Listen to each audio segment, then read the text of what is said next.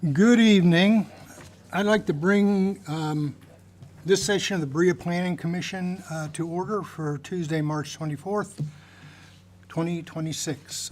First of all, I'd like to, Ben, you have a few comments, don't you? Yeah, absolutely. So I've asked Martin to chair this meeting, given the parties that are involved with it. I have some ties through my late wife with this, so I'm going to abstain from discussion and/or voting on this, and Martin will be running the meeting tonight.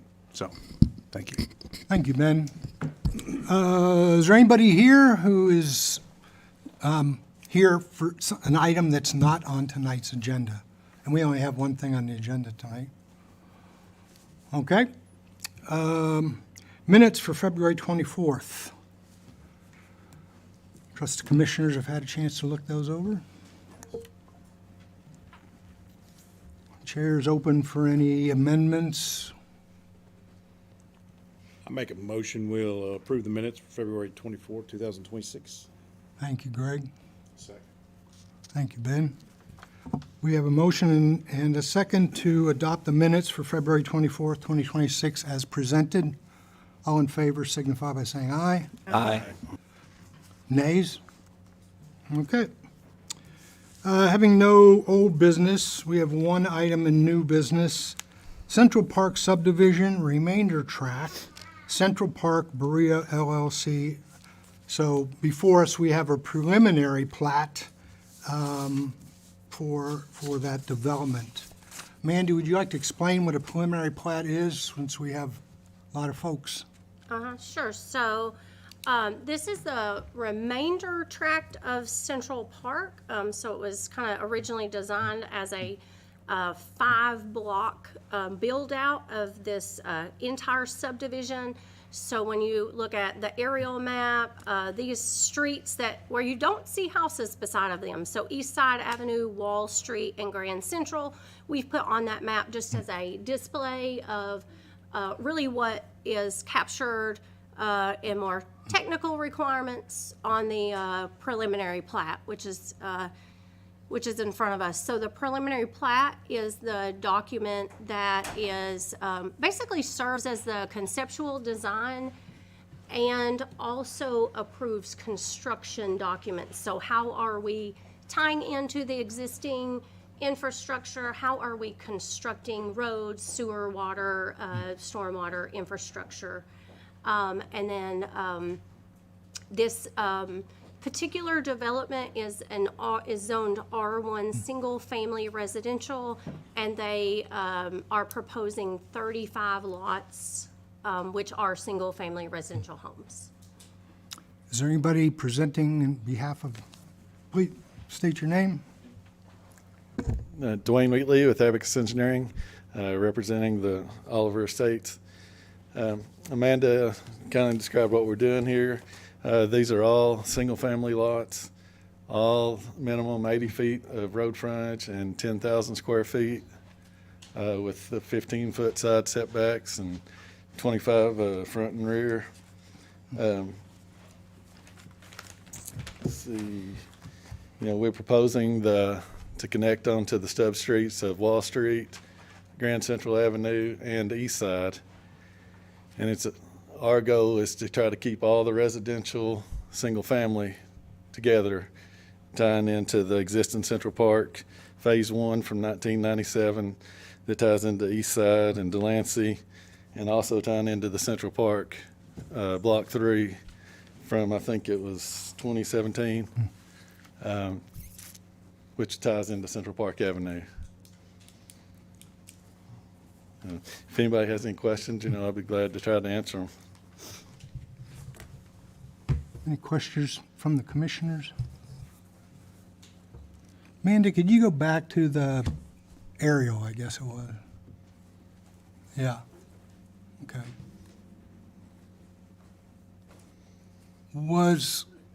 My question is, what's existing there? I think that's Brooklyn Avenue.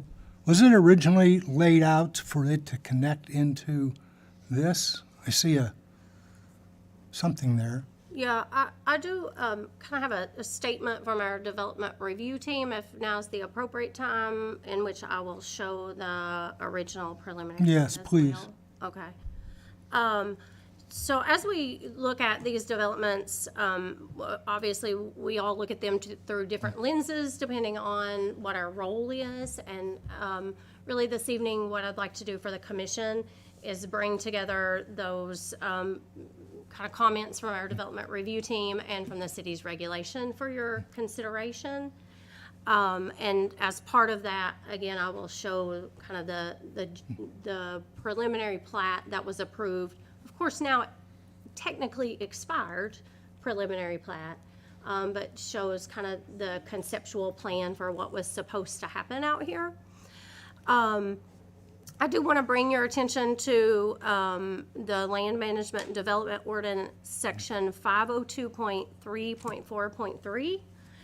And that is the section on preliminary plat approvals. So in that section, it talks about Planning Commission shall consider conformance with plat requirements, adequate infrastructure to support development, interconnection of proposed streets with existing or future streets, and location of public and semi-public spaces and buildings to include parks, schools, homes, utilities, businesses, and industries.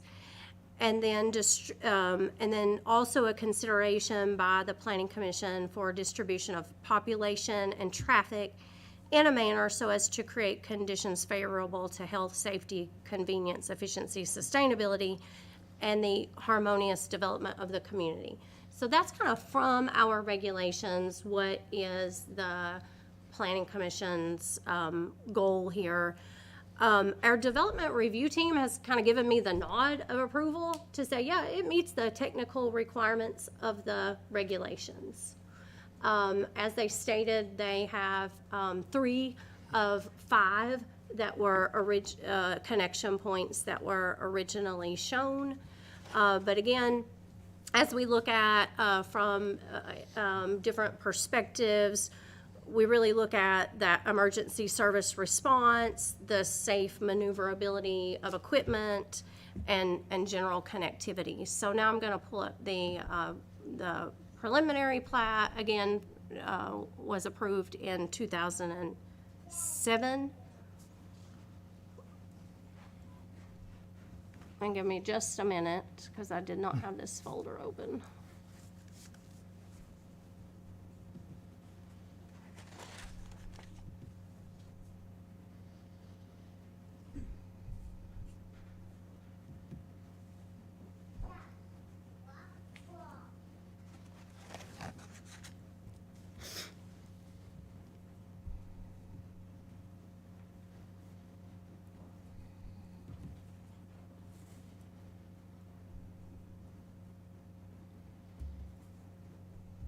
So this is what we had in our records for preliminary plat. It's really hard to read on this, but basically the 5 connection points that was originally approved were East Side Avenue would actually continue along and connect just across from the Terrace Nursing Home.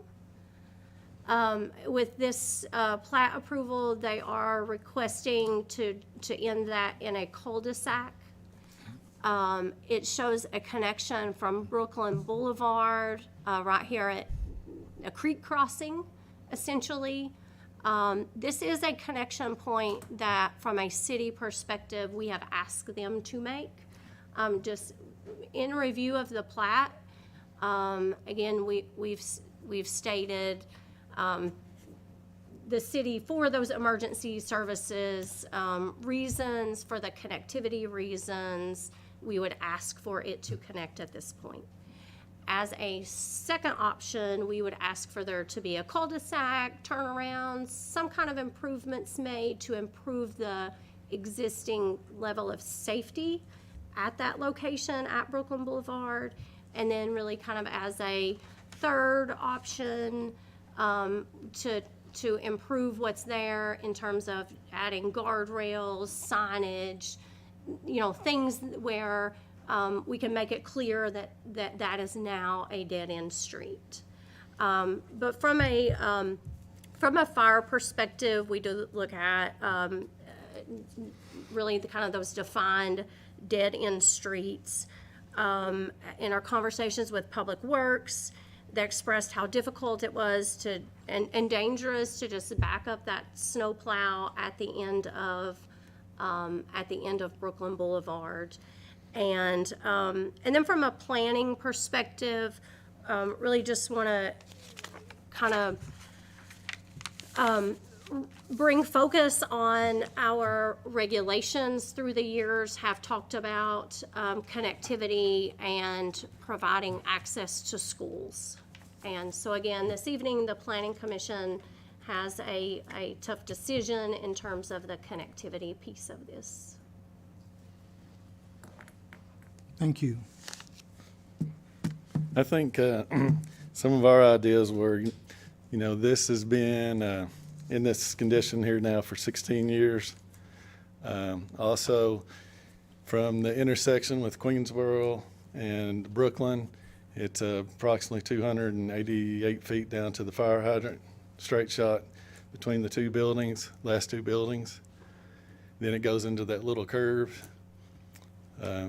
We also are stepping out to the Arnett property to the north, which would get us like 3 intersections within 400 or 500 feet there from Bronx over to the Arnett property. And then if we had to connect to Brooklyn, into Brooklyn, then less than 100 feet more over to Grand Central Avenue.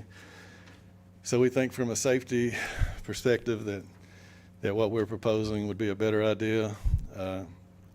I've talked to some of the owners and stuff, and they would be welcome to maybe connecting with a sidewalk or something through there for walking or something like that between the lots out of the right of way. And we would also add the signage, no outlet right there at Queensboro intersection, and also put some kind of guard railing or something at the end for safety.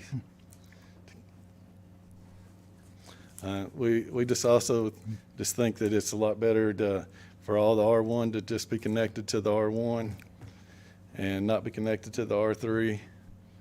I know when a previous developer come through here, I felt like that's kind of what the community was asking for. Well, I know that everybody always likes connectivity, but sometimes here, this might be a case of over-connectivity with 1, 2, 3, with at least 4 or 5 connections there now. Well, 4 connections when we step out with the Arnett property. Where is that?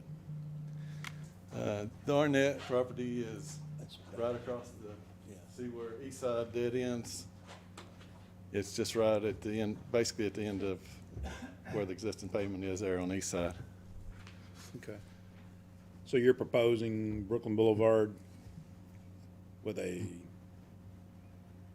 guard, Yeah, no outlet sign and a guardrail at the end of it, and not connecting to it, since we're already connecting 3 times. And with the approval of the original preliminary, they had to step out 50 feet to the Arnett property.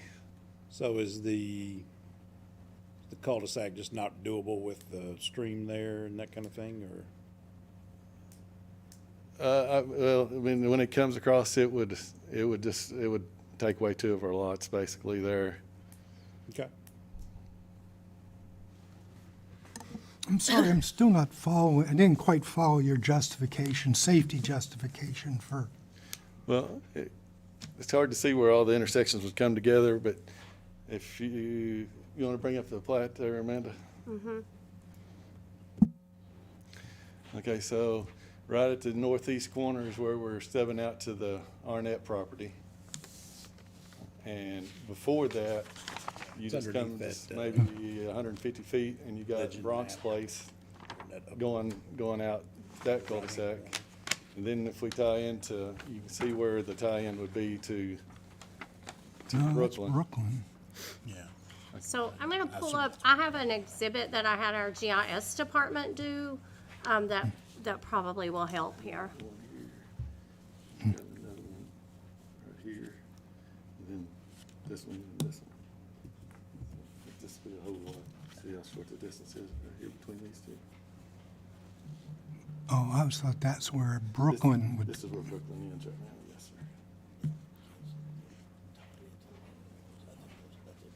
sir. So this may help to just kind of clear it up. I had our GIS department just pull together where the right-of-ways are. And these certainly aren't accurate to the foot by any means, but somewhere in this area is where this property will be given a 50-foot right-of-way.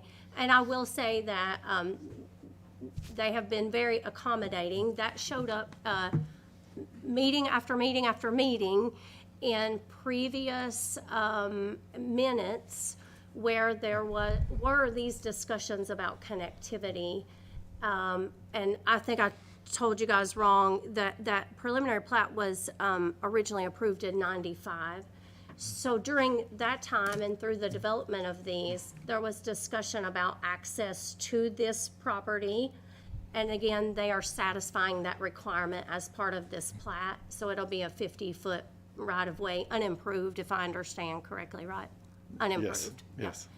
And then you can see kind of right here where the city has asked for a connection to be made.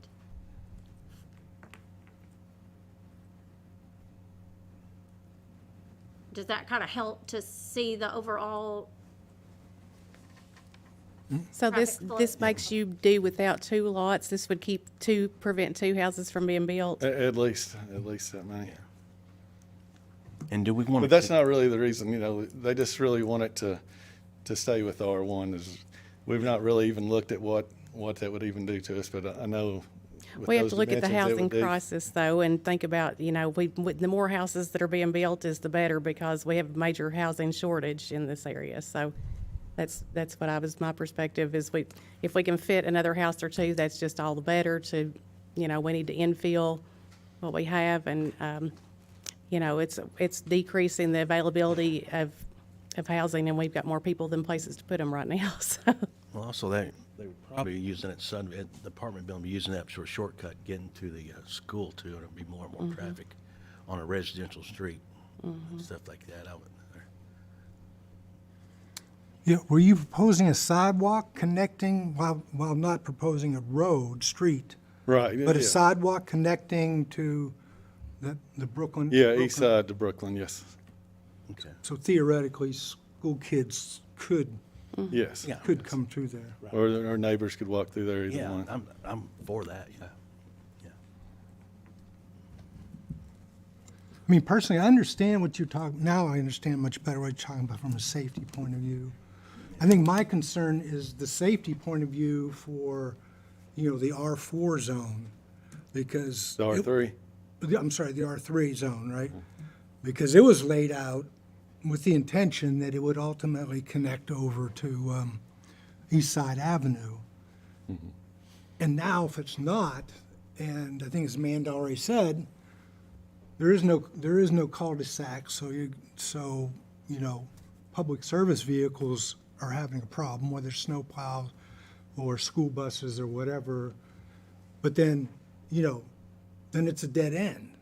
And how many meetings have we had in a row with this whole business about one way in, one way out? Well, this one's got multiple ways in. It's already got three, yeah. Well, I'm not talking about the new, I'm talking about the old. oh, I know, yeah. I've been to them too. Because the old was laid out with the intention of Yeah. it being another way But- in and out. You got a circle there, so you got the bus can make the circle. Yeah. And the only thing in the plow, you can back up and pull out. I don't see why you want to tie it in to a R1.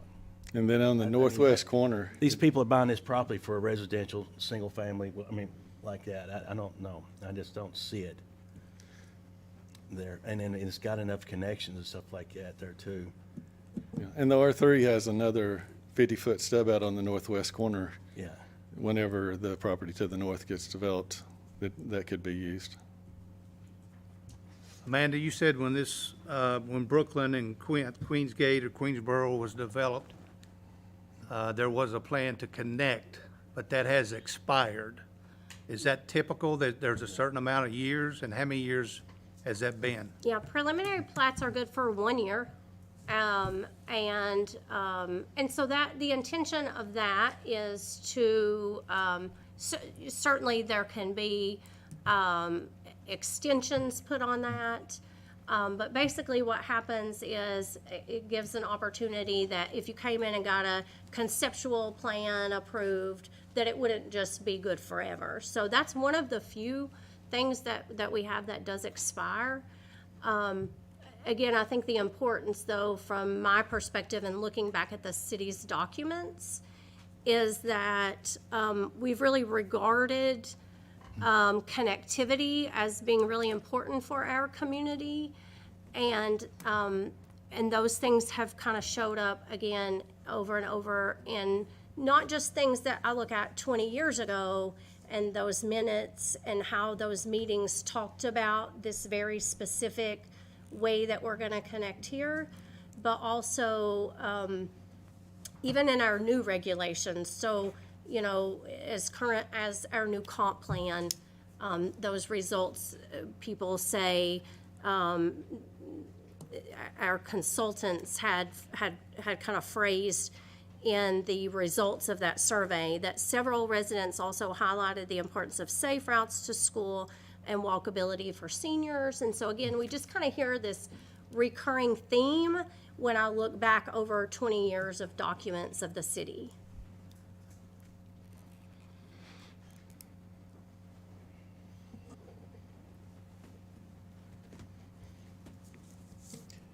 Anybody else in attendance want to say anything?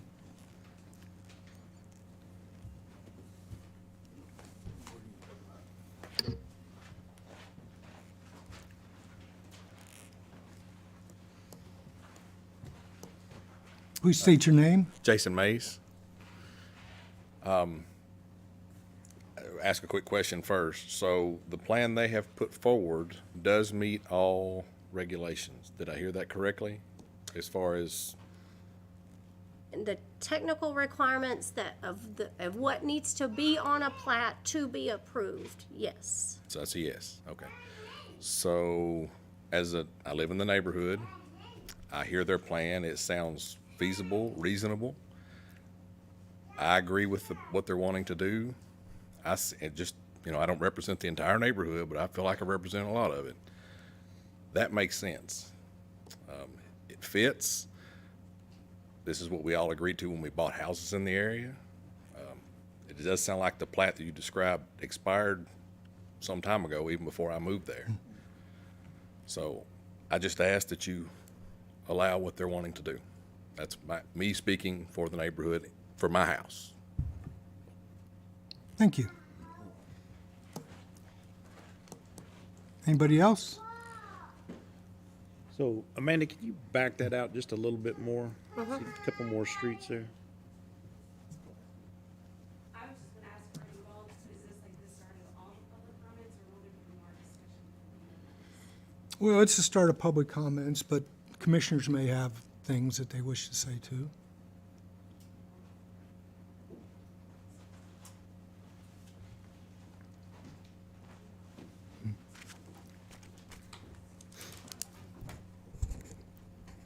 Adjust it for the short person. My name is Mindy Bowling. I live on 180 Central Park, so I'm at the corner of Central Park and East Side. I am a realtor, so I do communicate frequently with neighbors, but I'm not here. I don't represent any buyers of the newer homes. I don't have any listings in the neighborhood, so I'm strictly here as a neighbor and an owner. So I'll talk about my prepared comments, and then I do have a couple questions. And actually, I do have, let me ask my one question first. If that connection is made to East Side, does that change the zoning? No, the zoning is single-family residential. Could it change the zoning in the future? Someone would have to make application for a zone change. Okay. And that has not been done. Okay. So, I know a lot of us here tonight, and there's several new faces, and there's also people watching. I know I've been messaged by another neighbor. Several people are following on YouTube as well, on the Berea channel. So it's not just us here that are concerned. But I will say that I've lived here since 2018. And I am across from the newer homes that are being built, and we think that they've done a really nice job. They're nice in appearance. They kind of fit the look of the neighborhood, and I don't think any of us have any, concerns about the newer homes one bit. Back in 2023, we came here, kind of the same situation. That large lot was up against a possible zone change to change it all to R2, and I think that's where our concerns come into play. Is that, to me, it sounds like that could be, when I hear about affordable housing and connectivity and needing more residential space, it sounds to me like this could be a possible way for the zoning to be changed in the future, and I think that's why a lot of us are here. Central Park was meant to be completed as a single-family neighborhood, and the homes that, like I said, have been built so far fit in nicely. We do know that there is, and I'm kind of going off script because I don't want to say anything that may not be true or anything from what I've been told, but, I think our concern, if this could ever change to R2, that's not what we were told as homeowners. When we all bought our homes, we were told that all of that area would become single-family homes. The connectivity I get, I'm just kind of concerned with what will happen in the future with zoning. To me, when I hear about you all say that there needs to be more affordable housing, I just want to make sure that there's not a possibility that should there be increase in connectivity, that will somehow give way to a possible zone change. Is there any? So as part of a zone, if a zone change application were made, and again, that is not the case this evening. So the case this evening is a 35 lot subdivision for single-family residential lots. So I will assure everyone of that. It is not about putting duplexes or any other use. And as you said, that did get turned down a couple years ago, that request. Sure. So, but if someone were to make application, there would be public notice as required by Kentucky statute. Okay. And so we would put a sign on the property. There would be notices sent to mailed to adjacent property owners. There would be a notice put in the Berea Citizen. And so it's kind of this list of requirements that the city has to meet if an application for zone change is made. Part of my concern, and it was brought up highly in the 2023 meeting, is the crime in certain sections of Brooklyn Boulevard. You can get on Let's Grow Berea Facebook page. You can get on the Nextdoor app. Comments are rampant sometimes. We just had someone, I think, on the other lower end of Brooklyn Boulevard going towards Minnelis, where they arrested a man a couple weeks ago for vandalizing cars. But we see it all the time. I mean, that area has not changed in terms of the crime that we've seen in the past. I know 2 years ago, a lot of us spoke that we don't even walk through there anymore. So connectivity is good. It's good in a safer area. And the people that are there, don't deserve to be in a crime-ridden area either. One of my concerns is that if this road is connected, we think about egress for emergency vehicles, and I could be wrong, I've not looked up all the facts, but it seems like most of the crime is out towards Brooklyn on Minnelis. It's not on the Queensboro or the dead end side of Brooklyn. So my question is, I get having, egress for emergency vehicles. That was a huge concern for Stony Creek development, and it still is in that neighborhood. But what could that do to further increase or the possible increase of crime if there's now another way out to quickly get to 25? If you don't live in that area, if you're not on Facebook, you may not be aware of how frequent break-ins. People see people walking by at night on their Ring cameras, and it's a valid concern of ours. I have neighbors that are here tonight that will tell you they've seen questionable activity in that area. So the connectivity, I get, is important for safety, but what else could it contribute to? And I think that needs to be considered. So I think one of my concerns was that this might somehow end up going to an R2, and that's really what I was planning on speaking about. The connectivity piece I get, I don't see many kids saying, oh, now let me walk half a mile to school. I would love to see kids exercise and walk more, but I don't think that's a valid reason to have that connected. And I just don't see people out enough as it is. I don't think they're going to walk to school.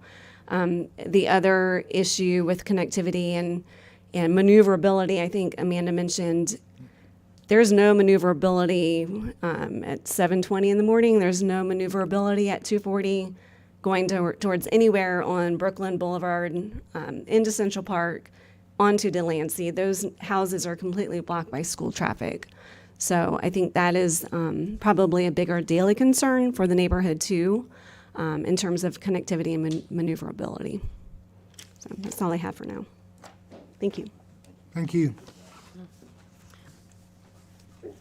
I think there's a valid point with the school traffic, and I will just show you I think it's just interesting on our aerial imagery that you see a pretty clear picture of how that school traffic kind of backs up in this area. So you can actually see the line of cars coming down. And I think what happens is that's probably a good day. And so what I hear, and I try to avoid that area at 3 o'clock, but what I hear is that traffic comes on down Central Park Avenue at times. So again, that being kind of that other connection piece is really kind of that school traffic that daily these residents definitely deal with.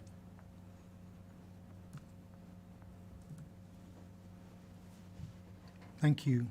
Any other public comments? Commissioners, any comments from commissioners? He has one more comment. Sorry?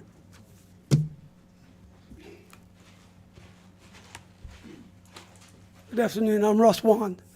I live at 111 East, 111 Central Park Avenue. I've moved here in 2020, take a government job. My biggest complaint on this is the infrastructure. That was the first thing I was going to bring up. Second one is traffic almost backs up to my house, which is halfway down Central Park Avenue. It's school traffic. It's not great traffic. I can tell you the buses and the parents, when they come, they're probably going 50, 60 miles an hour sometimes down that road. I'm going to recommend that we put speed bumps down Central Park Avenue. It's a hazard. I have a neighbor who's a state cop. He will not even let his kid out in the front because of the traffic. It's horrible. As this morning or this afternoon when I was coming here, a dirt bike going down Central Park Avenue doing wheelies, nothing but noise. I'm pretty sure a dirt bike shouldn't be on the road. And I don't mind the new construction. I welcome construction. I was born in a construction company. My parents and my uncles had a construction company. The biggest complaint I have is I don't think a dump truck should be going down our road about 50 miles an hour and using their air brakes to slow down. Air brakes shouldn't be used in a residential area. I've called the company. They basically said, live with it. That's not a good answer. So they should only be doing 25 miles an hour. So I do applaud them though, because when they make a mess on our street, they actually cleaned it up. So I do applaud that. But the infrastructure is the worst thing. If you put a cul-de-sac or a dead end right there, that just directs more traffic coming down my way, Central Park Avenue, as well as the new construction. If you have a way out, the two lines going down, they're either going to take a left or a right. So and you can't take a right after 3 o'clock. From 3 to school, that's all blocked up. So they're going to have to take a right and go down my lane to hit Brooklyn. So that's our biggest complaint. And of course, none of us want duplexes. We want single-family homes. That's why we bought here. So, but the big thing is respect for the community. I know people are in hard times and stuff, living in duplexes or not, but you can have customs or courtesies. I think it's a racetrack. Central Park Avenue, if you put a cop on that road, as a matter of fact, they had a cop down there 2 years ago, they put up one of the speed signs so people could see how far they're going. So I stopped talking to him because it was right in front of my home. He literally said, yeah, we caught a school bus doing 55. And they're carrying your kids, our kids. I don't have kids, but they're carrying kids. So it's the main thing is just respecting each other's property and noise level. So we shouldn't have to live like that. So that's all I got to say. Thank you. Sir, one recommendation that I can make is we had a similar problem with speeders in our neighborhood, and we talked with Public Works, and we actually got an extra stop sign added. So I think is there a Public Works committee? But that may be a good group for you to go to with some of those concerns, because That may it be- did help in the vineyard some. Yeah, that may be good, but when they come down Central Park to hit Brooklyn, they don't even stop at that stop sign. And this is even a dump truck, heavy dump truck, that if something comes out in his way and he's still going through it, he's not going to stop. So Absolutely. another stop sign, I don't think it's going to work. Okay. Well, John, we had the same problem in our neighborhood too, and we wanted speed bumps too, and we were denied. But we did get an extra stop sign. So, where Grand Central and, what is that, Wall Street, those could become three-way stops, and that would slow traffic down. And that's what they ended up doing in our, but people have to respect stop signs too, which they don't. Any other public comments?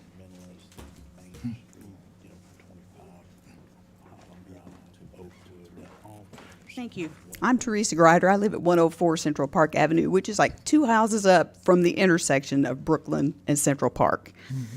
So I'm here to say that while I do not oppose the addition of the single-family homes being constructed, it is essential to address the need for additional entry and exit routes to Central Park to effectively manage the increased traffic. Currently, Central Park Avenue is overly saturated with vehicles, and further development without new access points will worsen the situation.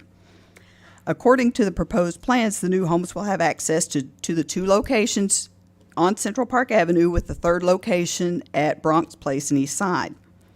The addition of the West Park subdivision on Menalist Road will add new residents to the Brooklyn and Queensboro traffic, gaining access to US 25 North via Central Park, which also increases the traffic on Main Street. School-related traffic, as they have already spoken to, included extending pickup and drop-off lines, causes significant backups on Central Park. These lines stretch onto Delancey, curve around onto Central Park, and some days further into the curve on Central Park. The combination of ongoing home construction and school traffic on both sides of the street has made this area nearly impassable. Drivers attempting to pass vehicles turning into or backing out of driveways instead of slowing down or stopping is creating additional traffic hazards. There have been near head-on collisions as drivers try to pass in that curve that I just spoke about. And the excessive speed, as he has raised issue to, is causing some drivers to think they're qualifying for the Indy 500 in front of my house. At the September 23 meeting, I reported counting 266 vehicles passing my home between 7 a.m. and 3 p.m. on a Friday. It's important to note that schools were not in session that day, so the count did not include school-related traffic. The connection to Brooklyn Boulevard to Eastside Avenue could alleviate some traffic flow at the Brooklyn Boulevard and Central Park intersection. Would constructing an egress for school traffic between Shannon Johnson and Madison Southern to Glades Road provide some needed relief? Is there an opportunity to connect Brooklyn Boulevard to the bypass? Straight out to the new bypass going between 75 and 25. Any of these ideas would have potential great benefit to our area. Thanks. Thank you. And I will add, just as an answer, there is a 50-foot right-of-way that was given as part of a previous phase of development that would actually, would have opportunity to connect. So that 50-foot right-of-way is located in this little vacant spot here on Brooklyn Boulevard. And again, kind of shows up in those early meetings where we talked about how to get that traffic out to different places. And so if I go back to this, this aerial map that I showed earlier, now again, we don't know how these roads would be constructed, but there is an existing right-of-way access off of the bypass, vacant land in between, and a right-of-way at this location, and then again, a right-of-way that will be proposed as part of, or be put in as part of this project to serve potential future developable land over here. So I want to say thank you all for coming and, expressing this stuff. For planning and zoning, we don't have a whole lot of control. But we've got the comprehensive plan that we're going to be finalizing. So that is this commission's opportunity to take all of this in mind and present that to the council and go on up and to put it in, so it's very, very well within the realm of us putting in those considerations and connection to the bypass and the comprehensive plan. So in that way, this is good for you all to do it, because we don't get enough input like this when it comes to the comprehensive plan. Yes, sir. Hey, Richard. I was going to talk just a little bit about the plan and kind of how it affects some other sides of the development. Do I need to say my name for the record, I assume? Yes, please. Jerry. Jared Carpenter, and I represent, I guess, KJC Properties. We are the ones that developed the Brooklyn Boulevard Queensboro Circle there. And we developed that 15 years ago, I guess, brought it from Roger Oliver, the original developer of this project, where most of these folks have bought houses that I know most of them very well. And just to clarify just a few things, and I don't know who's developing the property. I'm doing the West Park subdivision. I've been in front of this group here. I'm pro-development. I'm all for doing the things the right way, interconnectivity. I've had to give up a lot of property on every development I've done. So I'm not the guy who is trying to stop development. I'm not trying to make anything more expensive, cut housing back. I've had to do all this the same way. So I don't want to be destructive or think I'm out to hurt anyone at all. I want to see this projects go. Roger, I dealt with him. I'm one of the few people that was able to work with him on doing several things here on this development. And several of you all that were here, there's some familiar faces that have been doing this as long as I have. And so when we developed Brooklyn Boulevard in Queensboro, that was a raw piece of land, just like this 15 acres that is under review now. And so we had one entrance there off of Brooklyn Boulevard. You see that we end up doing basically a circle. And so when we had that, we had to give up one lot there to get access to the Parsons farm, that for future development purposes that will eventually take you out to the bypass. Now, when that happens, I don't know. That was 15 years ago. It still hasn't happened, but that has the opportunity to take you there. It's a deeded right of way. We didn't have to put the blacktop in so we could mow it and maintain it, but it's there. So I had to forfeit, like Stephanie talked about earlier, losing a housing lot. I had to forfeit a lot there to allow that to happen.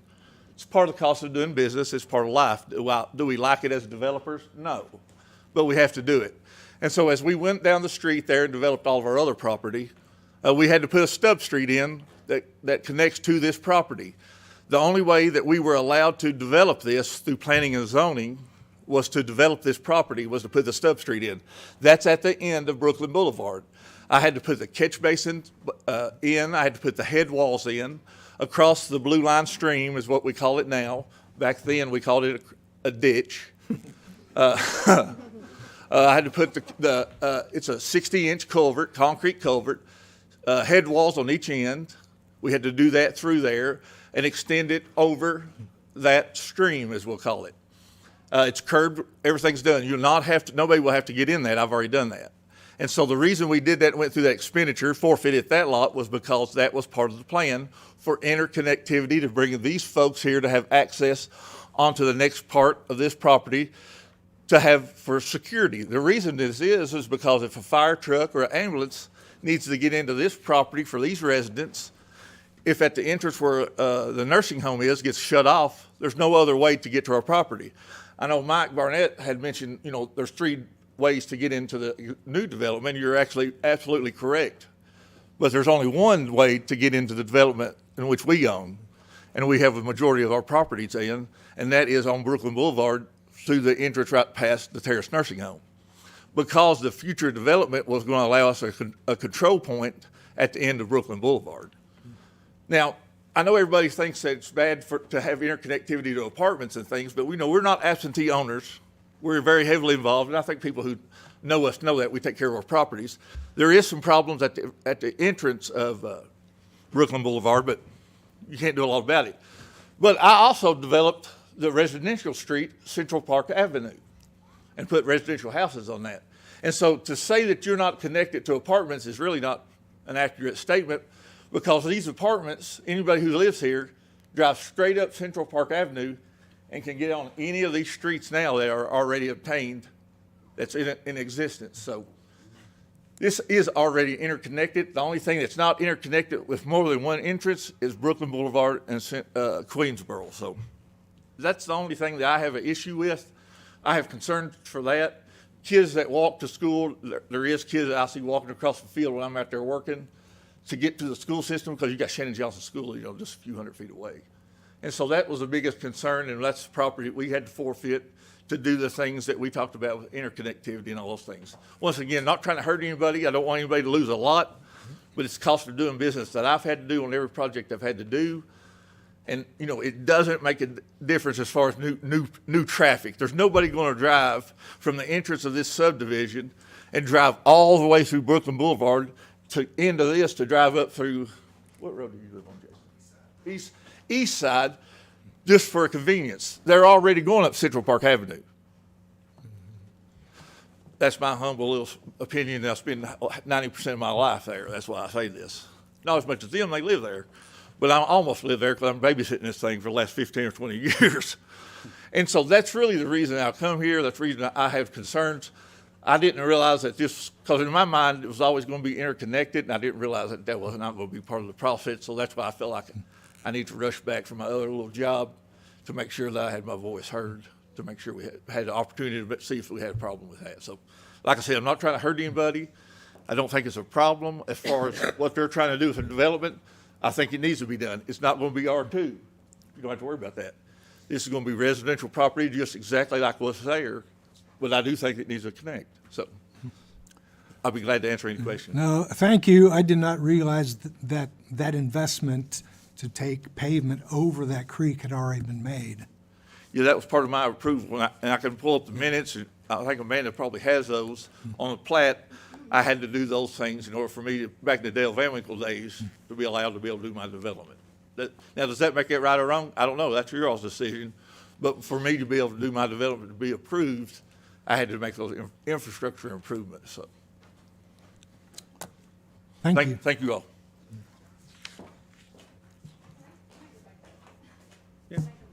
Yes. I got flustered up here because I've been told.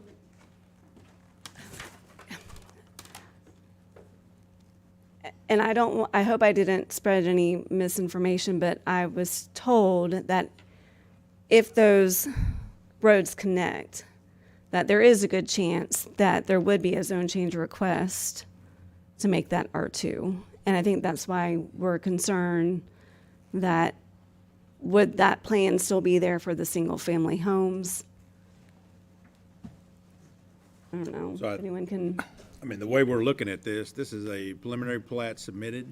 It is submitted with single-family homes on it. It is zoned R1. Whether streets connect or not, that's not gonna change that. okay. So that will be on the record? It is on the record. Yeah, Okay. it's on the record. All right, that's all I have to say. Thank you. So the future developments that, like, Mr.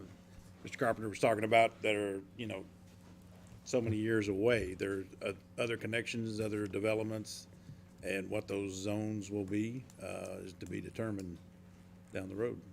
Yeah. What is it currently zoned, Amanda, those properties to the north of Queensboro. the R3, yeah? There's, let me just That pull up should the be- zone map here. Maybe it's still agriculture for all I know. And so the tract, Yeah, the blue there. Parsons Farm. the Parsons Farm is currently not in city limits, so it has a county designated zoning. At this point, I'm unsure, I assume it's agriculture. Yes. And then the Arnett property, over here is in city limits and it is zoned agriculture currently. Yeah. Just to add on to that, the future land use is designated low-density residential, or, excuse me, medium-density residential for that area too.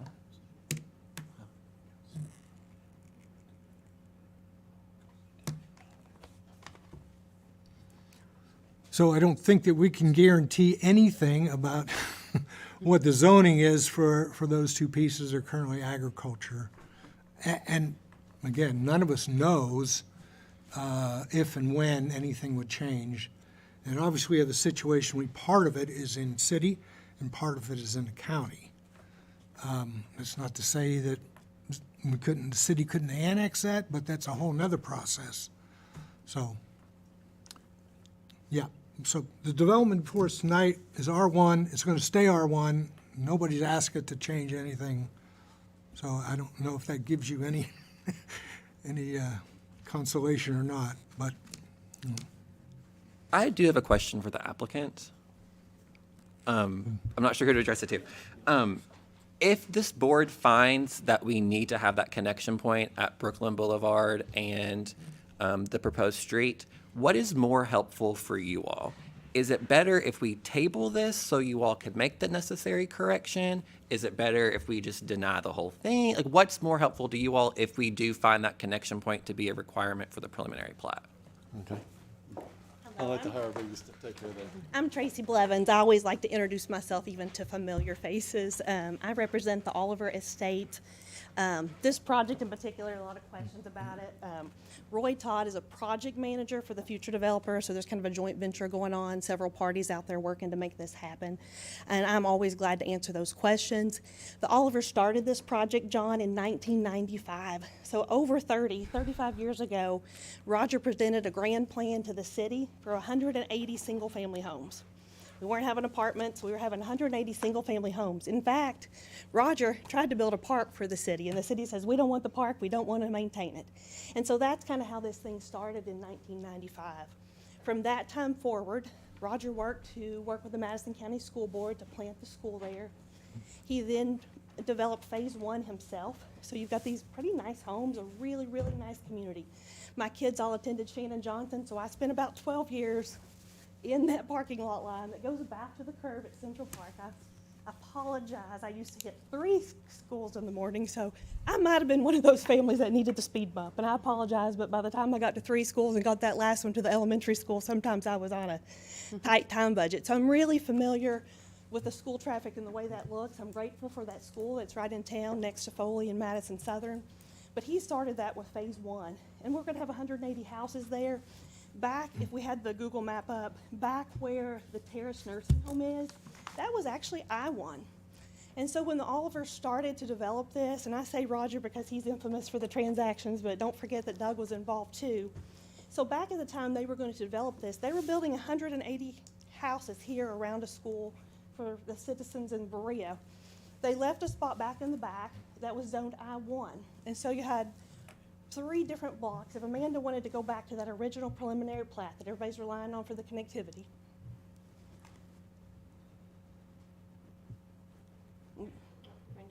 That's okay.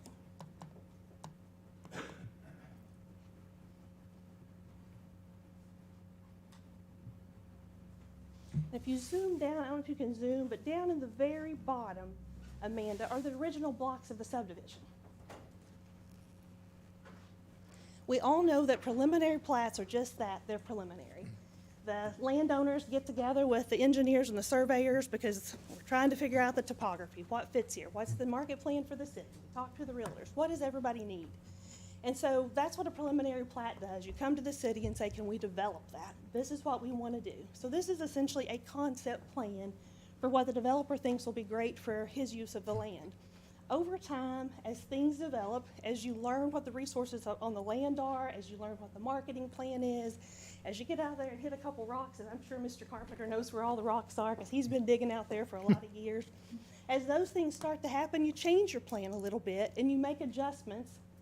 You get your development done, and then you come back for a final plan. So nothing's really finished with the city till we come back, show you that final plan, and you guys say, good job, that works, check mark, go sell it to new homeowners. And so this was just a concept back in 1995. When you scroll in on the bottom, and you can see the 5, 6 phases and blocks that Roger laid out with Charles Black, that's not how this thing has happened. Over the years, we've taken different pieces and parts, and we've changed what the original plan was. The road structure has stayed similar. It looked to be a very, very good plan in 1995. And so those first 3 blocks that were originally planned to be R1, they are kind of still R1. The block 4 is not R1. That's the end of Brooklyn Boulevard that we've all talked, that's between, we'll say the Middlest Road end of the subdivision where those original apartments was.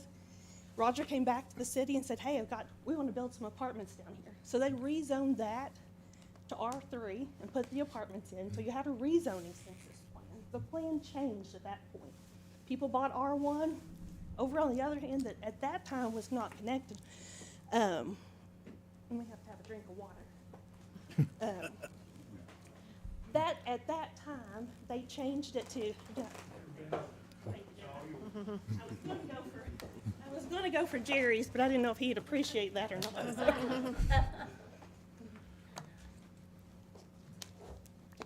So at that time, the plan started to change. Not 180 single-family homes. We need apartments in Berea. We need places for people to live. So the Olivers put in that street. Lots of different people built apartments down there. So the dynamics started to change. Right after that, he started to look at that I-1. The terrace was coming home. You know, everybody knows there's something in the background. We've got a new nursing home in town. I know my family is grateful for that place and glad it's back there. And so they set a lot back there in the back for the nursing home to be on, and that was where the I-1 use was. Not long after that, I think Roger and Jared started doing a lot of good work together, and Roger came back and he says, you know, this R1 thing's not going so well. Nobody's buying these houses. Somebody says, we need apartments in Berea. So they come back and they rezone it again. And we go back there to that back section. That is Brooklyn Boulevard in Queensboro, and what was supposed to be homes to connect over here to the school and the other homes, Planning Commission says, okay, you can put apartments there. That'll be good planning.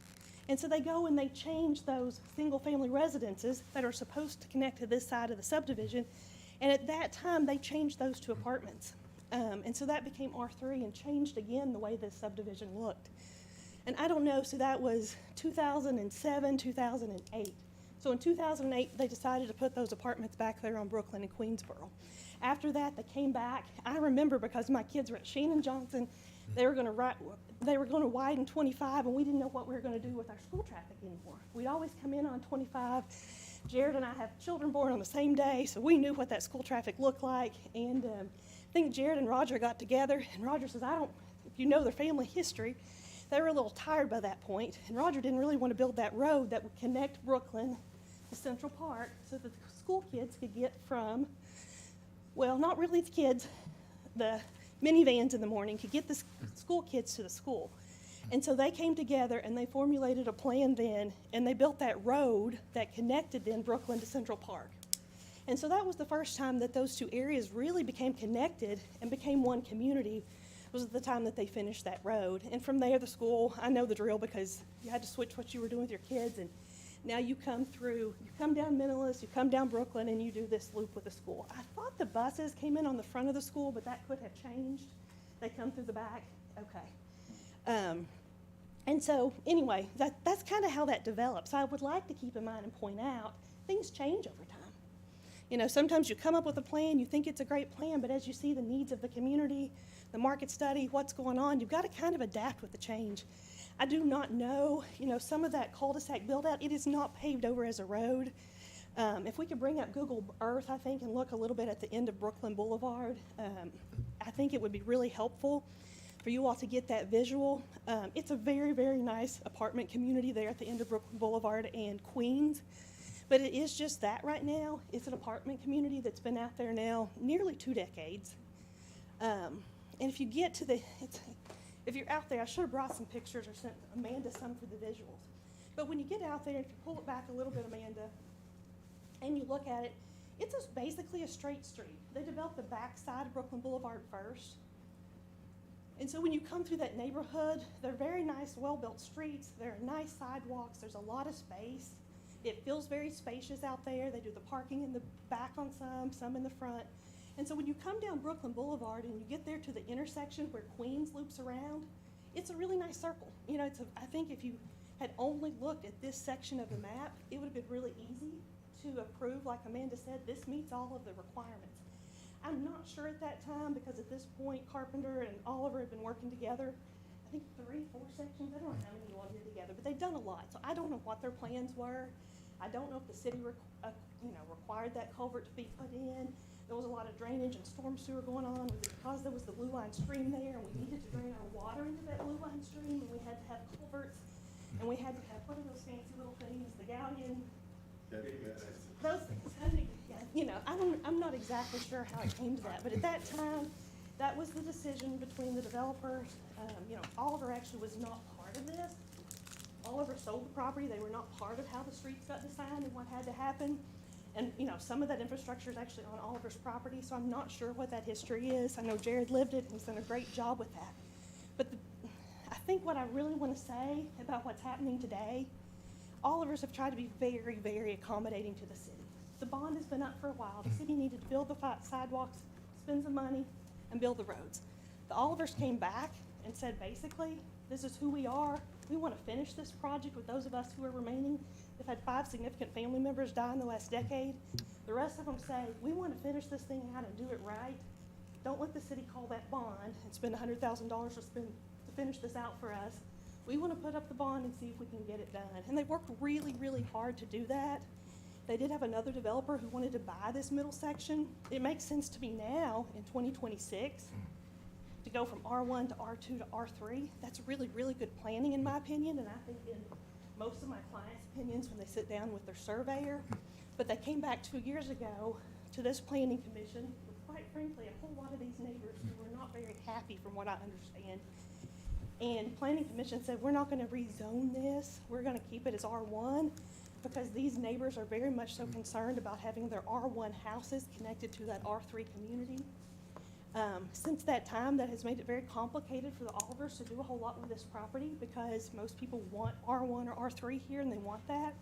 The neighbors don't. So they have asked me to get an R1 plan together and build these houses out with normal houses that the people in Berea want to live in that are affordable. So they're presenting a plan for the 35 acres, for the 35 lots, for this 14 acres here in the middle. We've not talked about it, but there is a little bit of R3 left on this. There'll be an apartment lot there on the end that'll cap off at Brooklyn. That's why it doesn't connect. We capped off the end of Brooklyn, and that'll be an apartment building, so it'll keep it off over here on the end, and then the 35 lots come on the other side. We can connect Brooklyn and not lose a lot. So Dwayne has the plan in place. We can shift the lots, and we can put a road in there. The culverts, the hard work is done. It doesn't cost a whole lot to put the road in there. This is not a financial decision. It's a decision to benefit the neighborhood. We're all a little antsy today. I see some people in the audience that understand the crime rates. I sent them to Amanda today. We don't want to talk negatively about any community or any part of our community, but the crime rate is 200 to 8. And so Berea Police Department sent me those crime statistics. I think I emailed them to Amanda if you want to show those to your planning commission and the reasons the neighbors have shown up tonight. Didn't want to have to show them to you, but I think I need you to understand why, Dwayne was very gentle, but I need you to understand kind of why. And if you look at the calls, 911 gets a whole lot of calls, but what matters to me were just the citations that were issued. That's Brooklyn Boulevard. So if he keeps, I don't know if they're all, I think they might be. You got one for Brooklyn, one for Queensboro. So that's Brooklyn Boulevard and the number of 911 calls. They don't all end in citations. If there's 500 calls, there might be 200 citations issued over the last 10 years. If any of you pick up your phone and Google Brooklyn Boulevard, Berea, we're famous on the national news for the crime reports there. If you switch over to Delancey, that's the infamous road by the school where the school traffic backs up. I think Delancey has 2 citations if you scroll down, Amanda. There's East Side. East Side's had 3 citations. And then I think I did Central Park Avenue also. And again, these came from the City of Berea Police Department, not from my own searches. It was open records request. I guess Bronx was 1. But I think I went through and did the math, and there are 8 citations on the residential R1 side of Central Park. When you go from the Central Park, get off of the houses, there's not a lot of citations on the houses, but when you get to Brooklyn Boulevard and Queensboro, there are over 200 citations. And so that kind of gives you what the math is. I use a calculator now, so you'll all have to help me do the math because I don't have it in front of me. But to show you what the percentage difference is, admittedly, on the Carpenter's end, or on Brooklyn, he's not the only owner there. There are several people who own there. It is right now a cul-de-sac, so there is much less crime in that cul-de-sac than in the pass-through. According to the Meta AI that I Googled a little while ago, it says that really the issues that you all as a planning board should consider, your ordinances are passed. Everything under the law is clear. We've met our requirements to build this the way we want to build it, the way it's been presented. And quite frankly, I don't think it's the way that my developer clients want to build this. They would like to build some R1A, like it's happening over in West Park, or they would like to build some duplexes. But they've listened to the neighbors, and they're trying to build really nice R1 houses with a little bit more yard space and finish out that school territory. Got 2 teachers that are waiting on houses right now. But when I read Meta, because I thought, well, let me do some quick thinking, because you get in your bubble. I'm here for my clients. We have other people that live over there in Brooklyn too. I've got other clients who own property. There are other clients that own those buildings. But it basically says, your decision as the planning board, you do have a decision-making factor on the connectivity. Your ordinance does not require it. It is a subjective issue. We have met your ordinances and we've met your laws with the plan that Abacus presented.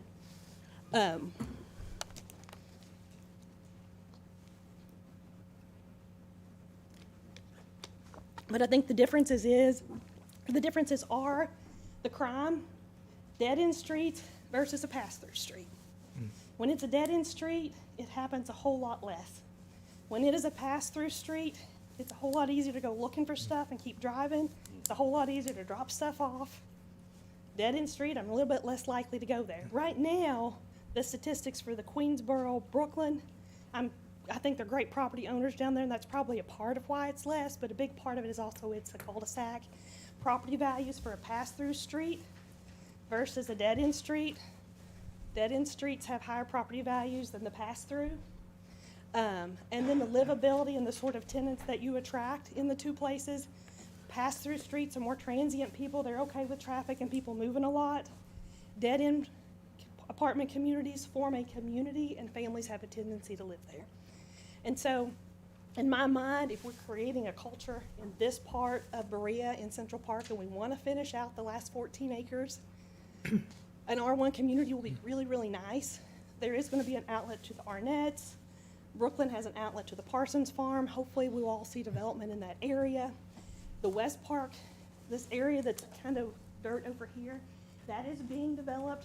You all granted R1 on that, so it's a much more dense area. I think there's 65 houses there that'll go out on Mentalist. We're putting 35 houses on, I think, less amount of land. City of Berea also just zoned that B2. One of the arguments is, can we get the nursing home patients out? When that B2 development comes in front of you guys, you've got a road that goes through the B2 right to the nursing home. If you think the nursing home needs another outlet off of Mentalist, you as a city have the ability to require an outlet there in that area that you have zoned for business. And so there are other ways to also move the traffic flow over on the Mentalist side. I think what Dwayne and I were talking earlier realistically about being fair. We both take care of a lot of people in our community. If EMS, police, or fire come to this neighborhood, they come off of Glades Road. they're gonna come Glades to Menalist to get back to Queensboro and Bronx. It is very unlikely they're gonna go down Glades, through the traffic lights, through 25, decide which of the 3 or 4 ways on Central Park they're coming in, and hope there's not school traffic and go back there to the back. So I think the thing that most everybody is looking at is accessibility. So crime rates, we can argue whether and how to deal with the crime rates, but they're there, they're relevant. That's city police reporting, 200 on Brooklyn, to 8 in the neighborhood beside the school. If you connect it, I'm sure that is going to change. And then the second part of the crime and the safety and the infrastructure and the building community is how quickly can your service providers get to the subdivision.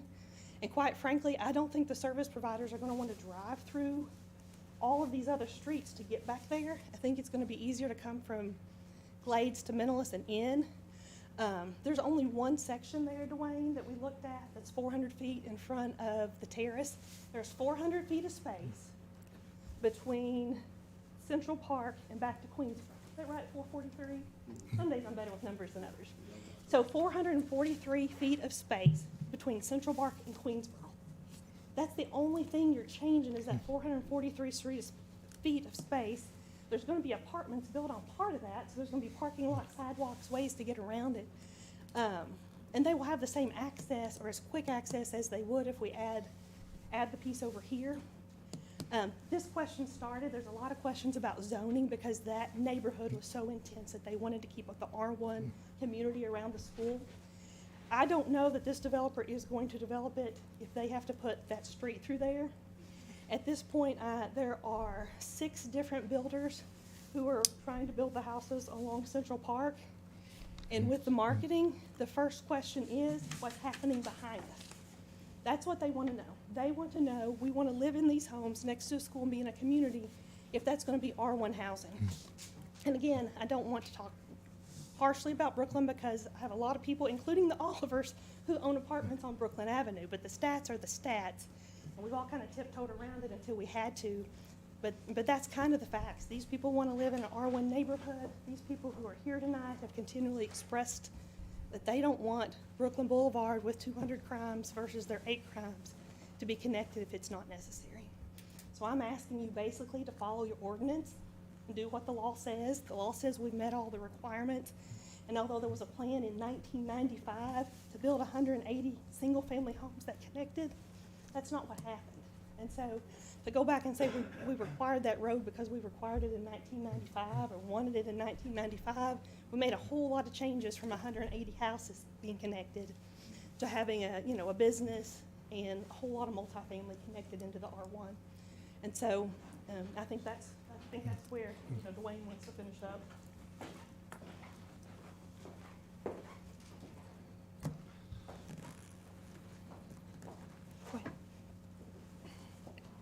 Thank you. I'm not an attorney. I did stay at Holiday Inn Express last night, though, Tracy. Am I allowed to? Can I say anything at all? And I'm not one to rebuttal back and forth here. This is not what I'm here for. But 1995 is correct. But I did Queensboro Street like in 2018. So this is very new stuff. This is things that we've been all in moving. And when I worked with Roger to develop this, we had a plan because he didn't want to do it and wasn't able to do it. And I bought everything from him and I did the plan.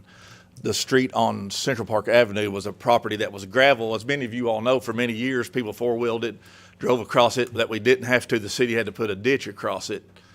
And so when we blacktopped that, it was great because now all the school traffic does not go through the Delancey and so many of the residential subdivisions over there.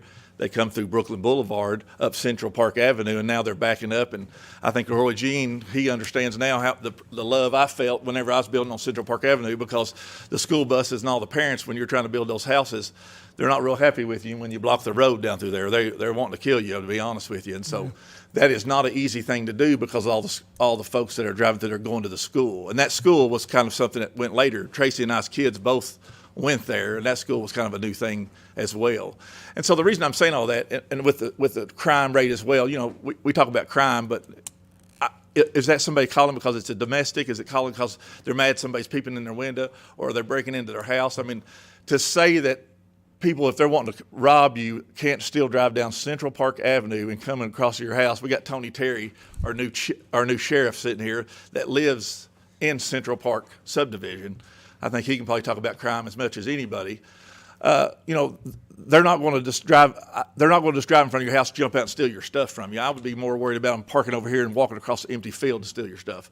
That's never here to say. We're not here to contemplate any of that stuff. I just want to say that I don't necessarily think that the thoughts of how many crimes have been committed over whether it's a domestic, it was a drug charge, or if it's a dog barking. I don't know, because I own 90% of the property back there in that subdivision.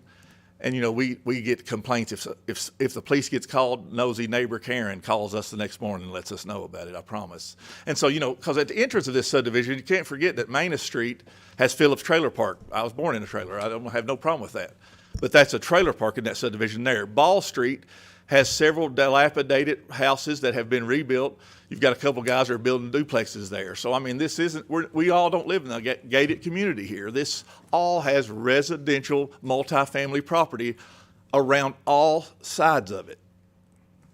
If you didn't want to live around multifamily property, this probably wasn't the place to come, because it was a lot of there.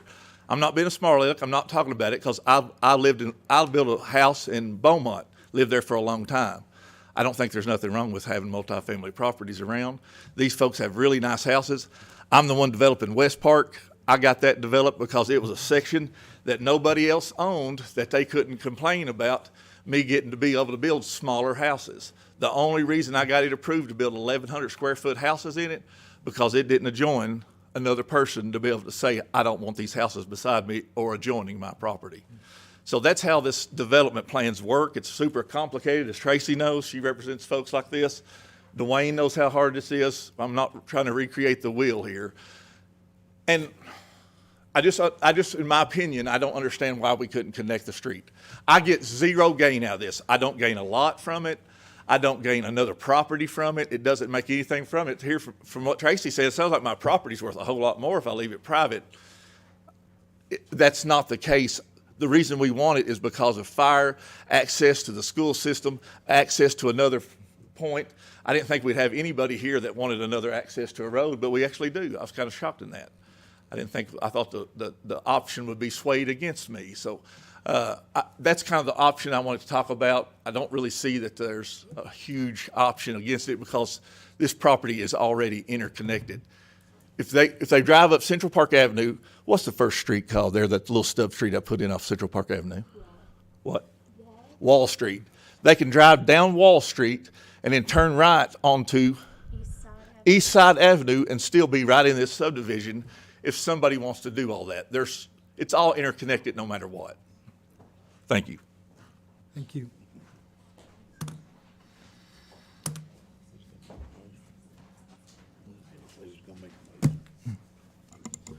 I had a question for Mr. Wheatley. Dwayne, I don't want to put you on the spot here. I just, there was something that we mentioned earlier, and then we haven't addressed it any further. I just want to get a little clarification on that. And that is, if Brooklyn, the very stubbed out end of Brooklyn Boulevard remains closed, we were talking about possibly a sidewalk that came through that, I guess it would be lot number 5, would be the most logical point there to connect it in order for people to walk to school. I know I just see, if I'm on West Glades and I see all the kids walking out of Southern and Foley every day, I know that there is a need for pedestrian access to our schools, whether somebody's car is broken down, they have to walk their kids to school, or miss the bus or whatever. So I was just curious, how would that work to get a sidewalk in there? Who would pay for it? And would it be an easement, or would you have to actually dedicate some right away? We would do an easement, Okay. where nobody could fence it off and everything like that. That would tie in. It would be somewhere on lot 3 there. Okay. And also, Probably on the west side of lot 3. okay, yeah, that makes sense. Also, I was wondering, I know we could not fit a cul-de-sac there at the end of Brooklyn Boulevard. In your opinion, is there a way to put some kind of extra pavement there where at least emergency vehicles and snowplows could make a three-point turn in there? Would that even be a possibility, the way that it's structured now? There's only a 50-foot right-of-way, so that would be all the room that we would have. Right, because you have it's private on either side, privately owned property on either side. So there'd be no way to put another place where we could turn around, correct? Okay. Okay, thank you, Dwayne. And you know, the way the snowplows would come, you know, they would just have to push right past the last building on the north side there. So they have quite a bit of room to push the snow from the road right there, you know, and you could just sit at the end of Brooklyn Boulevard. Thank you, Dwayne. No, you're welcome. Commissioners have any other questions, comments? So Amanda, the commission's options are to approve as presented, reject it, but we could also make suggestions or conditions, or is it just reject or approve? Could be tables. The table, I'm sorry, yeah. But in my opinion, I think the request was for a vote on so I did give opportunity for a work session, if they so chose. So in my opinion, I believe it is a vote on what is presented this evening. Okay. Yes, please. I was just curious, and I don't know, I didn't ask this earlier, but is there data from the fire department saying, like, per, you know, number of single-family homes, like, how do we know, is there data behind this need for egress? Like, or you know, if the city wants so badly for connectivity and for those roads to combine at some point, is there data? Because I know, like, Vineyards does not have multiple points of egress. It's one way in, one way out. Stony Creek is a huge development. I know that is a concern, one way in, one way out.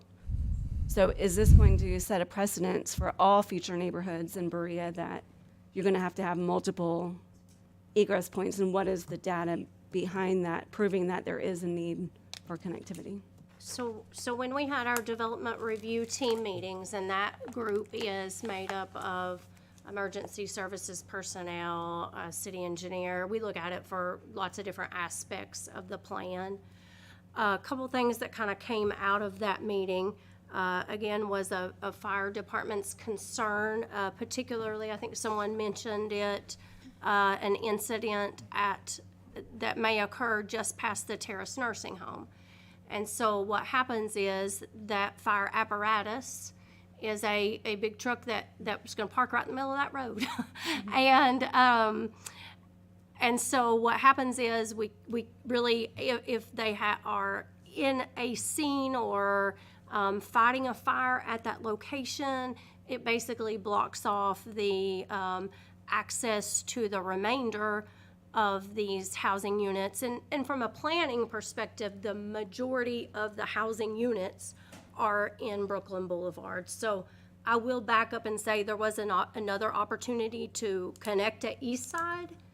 That one would be a pretty, in my opinion, I thought would be a more challenging connection to make,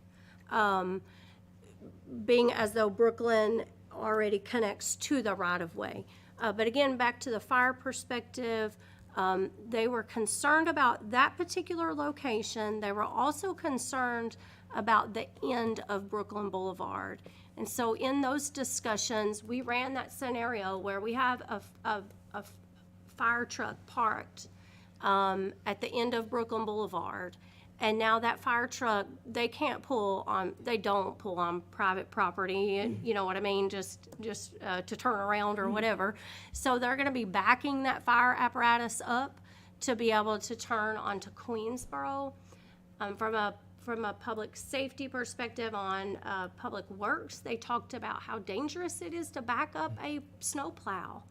And just the fact that those big trucks, it's just hard and difficult to see out of there. So again, really as a primary way out, from a police perspective, we talked about, of course, our city is gonna do what they can for our residents, 100% of the time. We're gonna be there if we can possibly be there.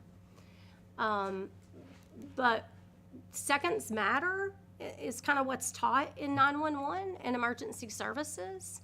And when we are creating these dead-end spaces and not providing for that connectivity, we lose those seconds.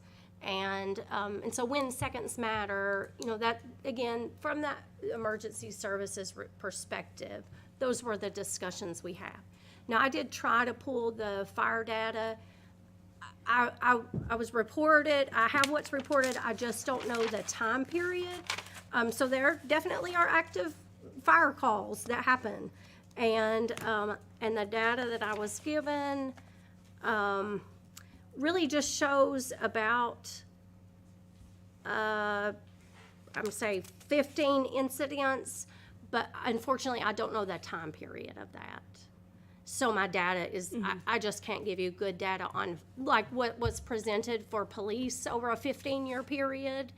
I don't have a really nice map to be able to say, here's what the same statistics are for fire. Right. No, I get that, and thank you. I think, for those of us, like I'm on Central Park and East Side, for my neighbors on East Side, we are worried about just the increase in traffic in general.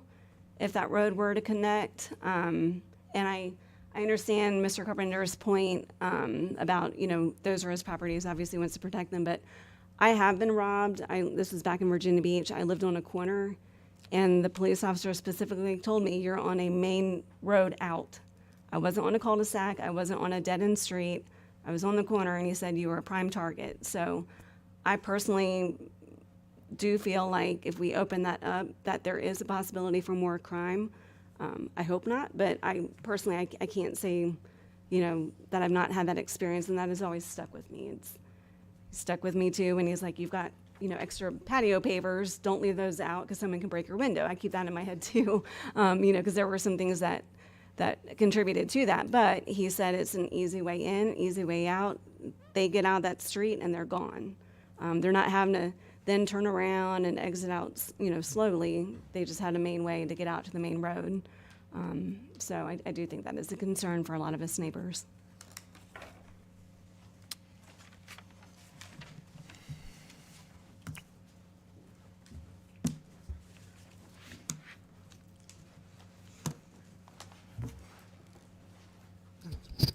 Hello, I'm Tony Terry.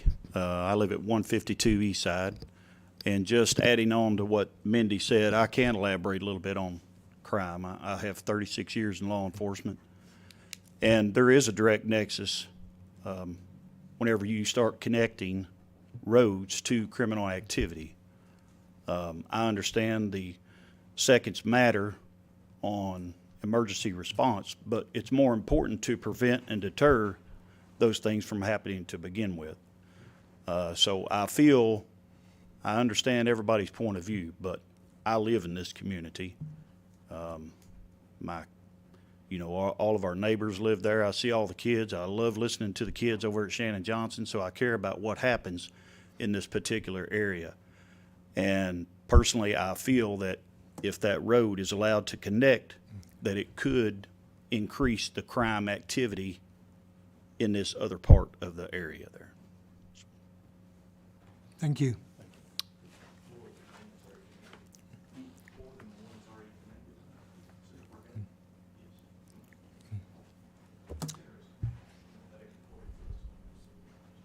Any other public comments or questions from the commissioners?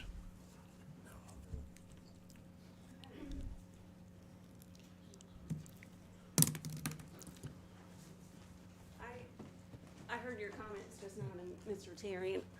I still don't think your only opposition to leaving that there is for emergency egress. Is there any other reason why you said what you just said or question what Mr. Terry said? I was asking him, I said, did he think, oh, I'm sorry.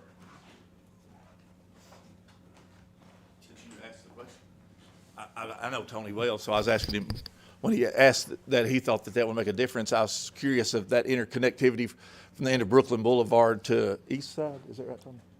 To East Side would make a difference, because you already have interconnectivity from Central Park Avenue, like I keep saying. You can drive up Central Avenue, and you're in the same vicinity. Those are the same people that have that access. What connection are you talking about? Central Park to where? Yeah. Do you ever drive from your house to go out to Menless through that section? Occasionally. Yeah. Well, do you have a pointer or something? I know, we were saying that we'd have a pointer If my arms were longer, I would. for future meetings. Like we need to get like you see that mouse hand right there? Yeah. A laser. Like, so you live somewhere in this area, correct? The corner of East Side, right above, go up. Right here? there. Is that right? Mm-hmm. Okay. So if you come here, so you come straight down here, this is Central Park Avenue. A couple of years ago, I don't know, my time frame gets going, 7, 8, 9, 10 years ago, it's probably 7 or 8 years ago now. This was not connected. This was all gravel. Right. And so when we blacktopped that, we developed that. That is now connected to the same, this all is interconnected. Now you can drive down this road and you're on Brooklyn Boulevard, which you turn right and you're here to Terrace Nursing Home and you're right inside of Brooklyn Boulevard inside of my development, and Queensboro makes the loop there. And so when I say, does that interconnectivity of that stub street up there make all of a sudden everybody who's doing anything else that's, maybe not up to snuff, does that change who those people are? I was just trying to figure that out. No, it's didn't not changing who people are, but like we've said, all the crime happens towards Menellis. It doesn't happen at the den. Exactly. That's where you exactly are. right. It happens in the front up here towards Menellis. So now this road right here is still closer to them to turn right and drive down. And I mean, I won't debate it. I don't want to wear these folks out. Yeah. The crime map is at the entrance. I think our concern is that the people that are, we're not saying the residents are causing the crime. No, I we're know. saying People that You're talking go about through up that here in the area. front of Brooklyn Boulevard. Yes, so Yeah, if you now have another way out, we're worried about more crime happening in the nicer, Queensboro, that area where we're talking about the dead end. Mm-hmm. Could that cause that more crime to now go up there over at East Side? There's a reason why it only happens closer to the main road. That's our point. The difference is those people out there are absentee owners, and we own all these properties, and we are very, very, we got one empty property because we are hands-on, and we really are. But there's still a lot of belligerent. renters, and we're not, I think it's a moot point. We know what we're talking about. Sure, and I do too, absolutely. And I feel like we're not being taken seriously when we say that is a possibility. I'm taking you, I promise, I'm not disrespecting. It just sounded like me you and were Tony Terry, questioning I know, that's why I was asking him personally, because he and I deal with a lot of stuff together. And I was asking him, did he think that would make a difference? Because I have a huge investment back here that's a big part of my life. I got 3 family members that live back there.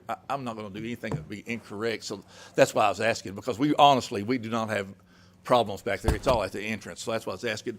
And because I was asking about activity for other access for emergency vehicles, EMTs, fire trucks. If a fire happened in one of these buildings, somebody didn't have access to a fire truck, Oh, do we yeah, want to take a chance on right. somebody burning up? No, Is no, that a no one chance wants that we want that. to take? Those are type of But I things. think when I heard your comments, and I'm sorry if it came across that, but or if I interpreted it sounded a little negative. Oh, no, when no. you were He and I know questioning each that. other well. No negativity at all. I was curious. Okay. I've been here, I'm 48. I've been here 48 years, maybe 1 minute, so. I moved in before, the road had been extended before the other homes were built. And I've seen my fair share of, now I'm actually very glad those homes are where they are being built, because I would see a lot of negative activity in that stub road off of East Side that we're talking about by Bronx. No one could see the end of my house. No one could see, that field. I could see out my bedroom window. I would see people walk across that field, and I feel bad for people that are in that area that have crime. I just really think that we're concerned about the traffic and potential increased crime coming through if that road is connected.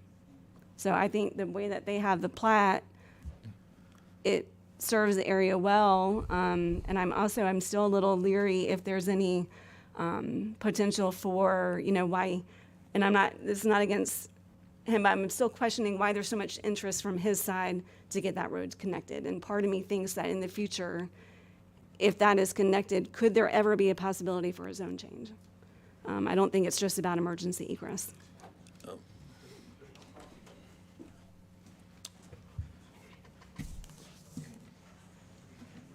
Question?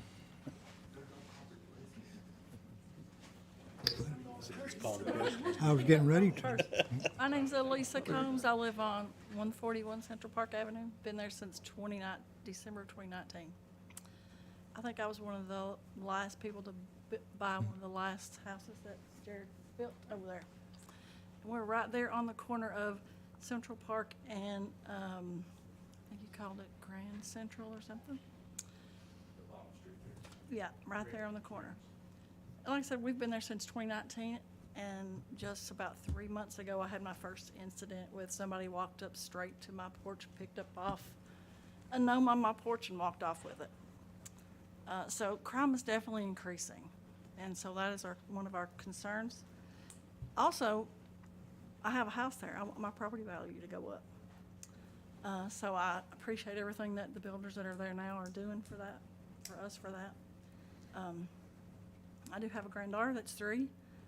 Hopefully in the future she'll go to school there. So I'd like to stay there. Maybe my daughter will live close to us and we can have our daughter go. My daughter went to school there, maybe my granddaughter will too. So we're looking for the future of that, and that staying in R1 would be a great benefit for us, you know, in every way. But the crime is the issue, and that's definitely an issue. The traffic is an issue. Right there in that, where I live, if you pull out of my driveway and go left up that hill where the new houses are being built, like everybody has said, at 3 o'clock in the afternoon, you can't get through there. It's really hard to get through there, and people drive fast past the cars that are parked on the side waiting in line. I mean, people go through there 50 miles an hour just, and like it's nothing. So there is an issue there too that needs to be addressed. While we're here, we just might as well say all that too. So I'm asking to, you know, consider keeping it R1 and look at some of the other issues that maybe you can help with. That's my 2 cents. Ma'am, the zoning is not going to change from R1. We've said this multiple times tonight. Yeah, but I agree with somebody else that's brought this up several times. We have some people that are really pushing for some reason, and we feel like that you know, that could change. And that's the hope issue. When I moved in, I was told there would never be any apartments behind me. It'd be R1. And that's actually changed since I moved in. So I think it could change, just in my opinion. Okay? Okay, so I'm very nervous. I don't like talking in front of people, but I felt like I had to come up and give my point of view. So I live right beside her, and this other lady lives right behind, or right on the across the street from us. But there definitely is crime that is coming down that way. Something was stolen off my porch, but that was minor compared to an incident that I had. I had pit bulls probably about 8 times coming onto my property with no leashes or collars, no people with them, just running wild in my yard, and they weren't neutered, and they were trying to attack me and my dogs. One day, I mean, this probably happened about 8 different times. In the middle of, like, late at night when I was out with my dog, all of a sudden I could see this pit bull running at me, and it scared me to death. But anyway, one day I was out there and my dogs were not with me. And I was so mad and so tired of it that I walked and followed that dog back to Brooklyn Boulevard. And when I did, I saw what apartment it came from. I was like, I'm going to find out where this dog lives so I can report it, because nobody is doing anything about it. I'm calling the police and 911, and which I know it's probably not an emergency to some people, but it was to me. And so I walked behind that dog, followed it, and it went right into the apartments. When you go down Central Park Avenue, you turn left, right there, the apartments that are right there. It was the apartment on the end, and I went in between the 2 apartments, like the 2 apartment buildings, walked back there, and there was a man standing back there smoking a crack pipe that I had to talk to about his dogs. And that was a very scary situation. Things like that happen all the time. So now I need water. I'm sorry. But so my house is the one right beside that they're calling Wall Street. I live right there. I'm finding beer bottles and all kinds of stuff in the morning, back in the grass area. People are parking there and drinking and stuff. Another thing, when I bought my home, I was also told that, because my first question was, what is going to be back there? And I was told that there will be homes just like yours back there. That was what I was told. And now I'm hearing today, the person that promised me that is saying, oh, no, all that can just be whatever, it can be zoned whatever. Well, that's not what I was taught. And I'm a teacher, I'm a single mom, and I was so excited about my little house, and I will move out of there. I can't stay there if that is going to turn into like those apartments. I can't. It's not, it's R1. Yeah, it is right now, right. But if it is moved, saying it could be changed later, that's not what I was promised. And somebody is here today saying that, yes, it could be changed, it could be whatever. Well, that's not what he told me when I bought the house from him, so. Good evening. My name is Amanda Ronco. This is not my forte. It's my first time speaking here, and my background is in the science field and education. I'm currently a homeschooling mama and also a mother to a fine young man who just earned his permit and goes to Madison Southern High School, future aviation, potentially Air Force. My daughter is in 5th grade, and we're deep in this community. We absolutely love Berea. When we moved here at the end of 2018, and I'll try to keep this brief, I understand the evening is, we're all tired and we're trying to wrap up and everything. I'll make it brief. I've lived a variety of places, from low social economic standing school district areas where I first began teaching, down in the Dallas-Fort Worth, Texas Metroplex in Grand Prairie. I was never broken into. I've lived in a variety of apartment complexes. I never felt unsafe. I've lived in Hazleton, Pennsylvania. That's where I grew up. You could look it up. We have a very high migrant population. I've never been broken into. I've never felt unsafe until I moved to Berea. My house was broken into. My husband's car was broken into. I woke to, actually I was staying up late because I was reading something probably for a lab that we were going to do the next day. And I was just really intrigued in the research. So I stayed up late. And also at the time, my husband, who was working at the Bluegrass Army Depot under Battelle in the science sector, he did the rapid swing shift. So I was accustomed to him sometimes being home, sometimes not, and we would connect late at night.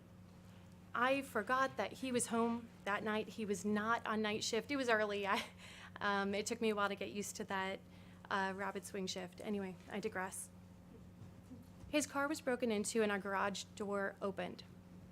And I excitedly opened the garage door, expecting to meet my husband, when in shock and horror, it was not my husband.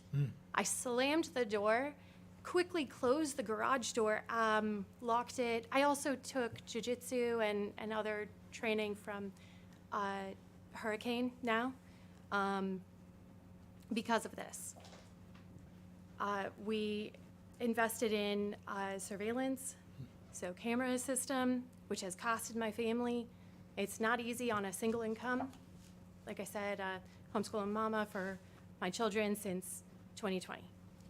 I love Berea. I want to stay here. I'm trying to stay here, but I understand Mr. Carpenter mentioned that he doesn't understand. Yes, yes, I agree. People will travel along that route, correct. However, it is about multiple access points as opposed to singular. So think scientifically, think logically. It's about surface area, right? And you're allowing for multiple routes of access. It just, I don't know if I'm explaining myself properly. Maybe with a little more time, I might be able to come up with something that logistically, or logically rather, makes sense to everyone, might appease everyone. that we could all come together. Please hear our voices. We're not trying to shout and, scream at anybody, but we're really passionate about this. We live there. Another thing to note, I don't let my daughter go outside. Now, granted, the way that life is, the way that the world is right now, that's just my heart. I care so deeply about her and other kids too, as an educator. But I do not let my daughter go outside. This has greatly, I mean, without myself, right? Because of the break-ins, because of the crime, because of the what-ifs. I know one other family that has a child on that road. One other family. This location is not drawing in young families of children. We moved here because of, it escapes my memory, but the law regarding sexual predators nearby a school. Do you know what I'm talking about? You know what I'm talking, what is it, Megan's Law? Is it Megan's Law? I'm sorry. I forget the name of it. I apologize, but that's the reason we moved there. And a couple years ago, I was looking online because I like data, I like statistics, and I'm also super protective and just careful. I like to know what's in my community. And there were registered sex offenders, at least one in the apartment complex. So I think that my understanding of the proximity to a school was incorrect for Kentucky. I don't know if it differs by state or region, I'm not sure. But either way, I implore you to listen to our voices, the community members who live here, and to also consider alternate routes. Absolutely, emergency vehicles must be able to access a different route. I highly recommend that you consider that agricultural land, if there are any pieces of that might be able to be used to access. I don't speak on everyone's behalf on that, but also the other regions from Menelaus or Menelaus, I'm not sure how you pronounce that road, but that makes the most sense to me as well. So if every second matters, you had better find the most direct path. And so if you're already coming off of Menelaus, just to access Brooklyn Boulevard, I think the most logical and timely route would probably be from, is it 595, the bypass? Is that correct? We know what you're talking about. Okay, all right. Anyway, thank you very much for listening to us. Have a great evening. Thank you. Thank you all for being brave and getting up there. Commissioners, what other information do you all need?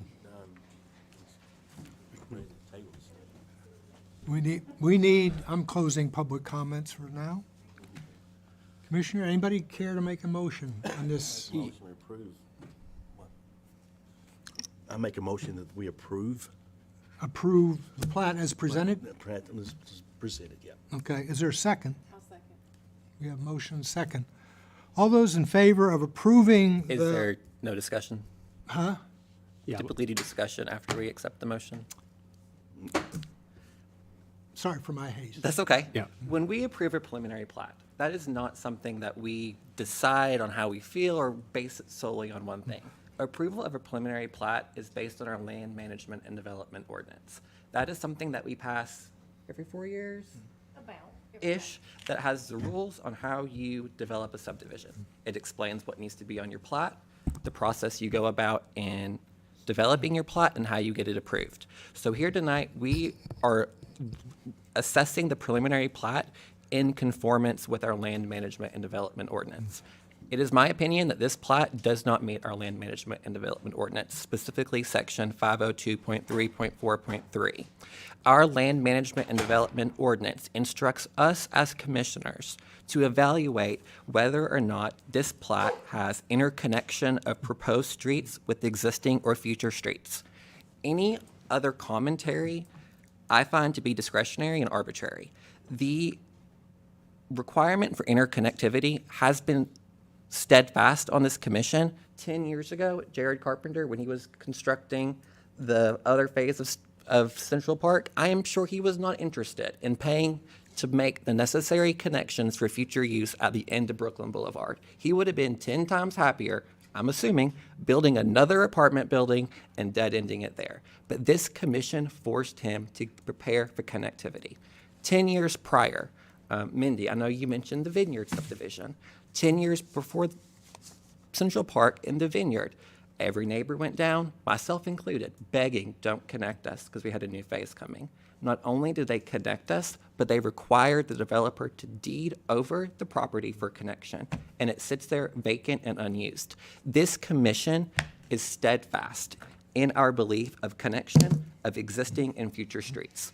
I think by approving this plat without having that connection point there, it is a slap in the face to every developer that has tried to follow the rules and make these connections previously. It is a slap in the face to those that built those stub-out streets that we're not even wanting to connect to.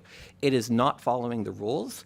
The rules, in my mind, are pretty clear. They're defined in this book, and I am concerned that they're not being followed, and this decision to approve is going to be considered arbitrary. We can make lots of things, lots of changes to allow more lots. We could say, let's not make the road 50 feet wide, let's make it 10 foot wide. We could then add more lots. We do not approve or deny a subdivision plat based on how many lots we can fit. We approve it based on whether or not it meets the requirements set forth in the LMDO, and I do not believe this plat does. Thank you, John. Any other discussion? I have one point, Martin. And this is something maybe you can help me with, Amanda.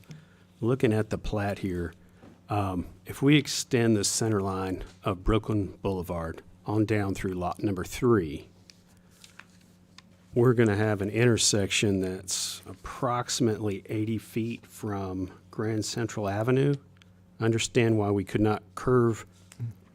I understand why we couldn't align Grand Central with the proposed, Brooklyn Boulevard coming through, because we have to have that detention area for stormwater runoff.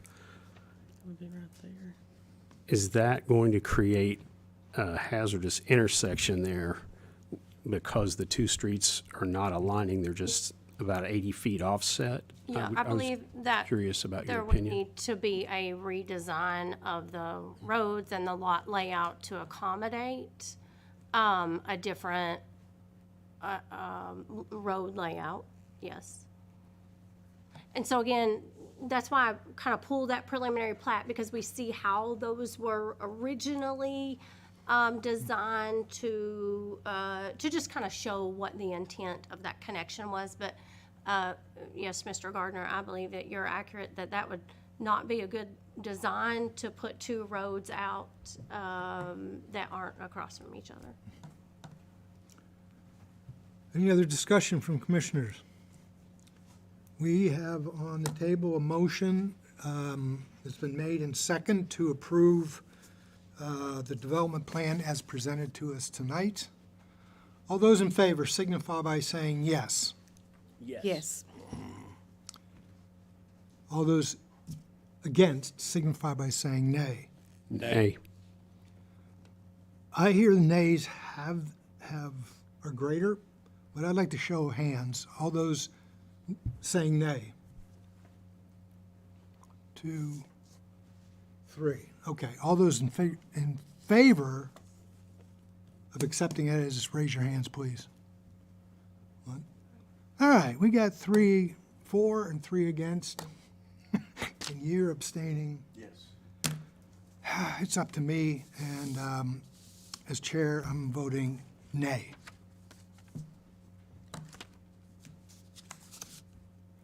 So, we'd love you to have it all come back with a revised development plan. More than happy to consider it. And hopefully it'll be an open and shut case. All right, that is all for our new business. We need to have this discussion about April 28th. Just very briefly, there are some state law changes. I'm going to give everybody just a minute. Yeah.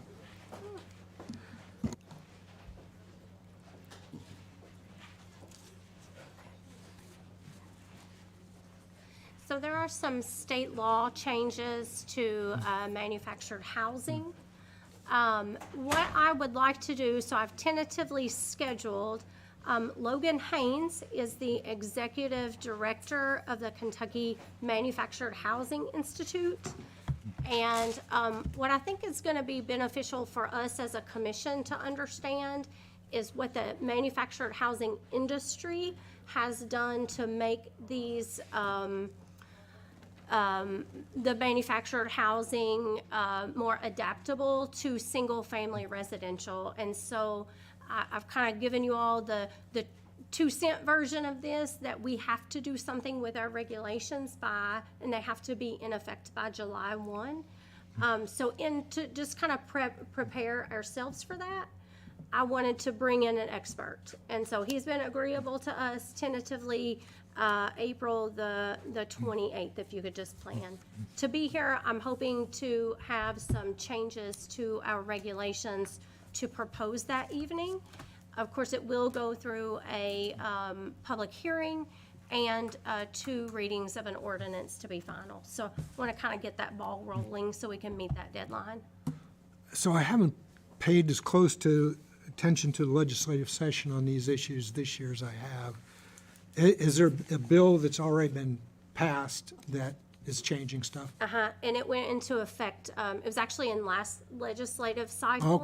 Okay. And, but what they did is they gave communities a year, basically, to implement the regulations, and we are nearing that year. What bill was that, remember the number? Nope, but I will certainly send that out. And I do think there were 2 other ones I saw that were housing related. One about building codes, and one was a amendment to KRS 100. I don't know what it was talking about. There was an amendment. Amanda, that's House Bill 160.